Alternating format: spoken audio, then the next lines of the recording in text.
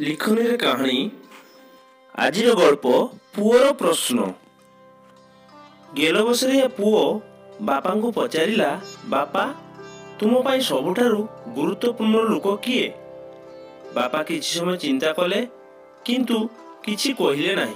Poor मन भांगी गला। से भाबिला मु बापांको सबुठारु प्रिय, तथापि बापा तांको लागी सबुठारु गुरुत्वपूर्ण किए ता कहि पारले नाही। किछि दिन गला, बापा एवं पुओ एकाठी कौनसी एक काम रे बाहर को गले। बाटरे पड़िला नईटीए। नई पार हेबा लागी सेमाने डंगा चढ़िले। अधा बाटरे होइछंती हठात भीषण झड़ आसिबार संकेत मिलिला। पुओ एहा देखि डरी गला।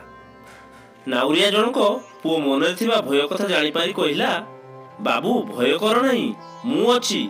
किछि अघटना हेले मु तुम दुही को पार करी कूଳରେ लगाइबी। एथर पुओ मनरे आश्वस्ति भाव फुटिला।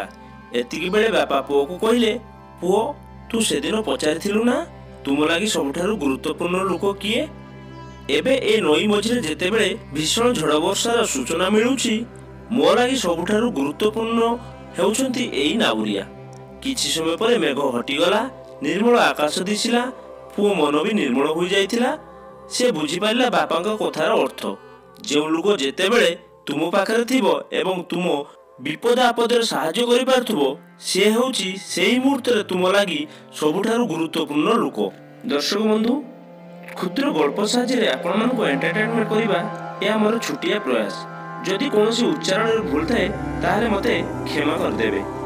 लेखनी रे कहानी गल्पटी आपण मानक भलो लागिथिले वीडियोटी को लाइक कर दियंतु, शेयर कर दियंतु एवं गल्पटी भलो लागिथिले किंबा खराब लागिथिले आपण माने कमेंट द्वारा हमकु जणांतु।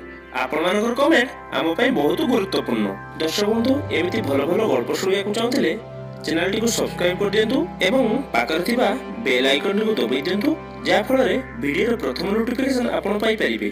दर्शक बंधु, पुणी आउथरे देखाबो लेखनी रो कहानी रे आ गुटे अध्याय रे। से पर्यंत रहूची, नमस्कार।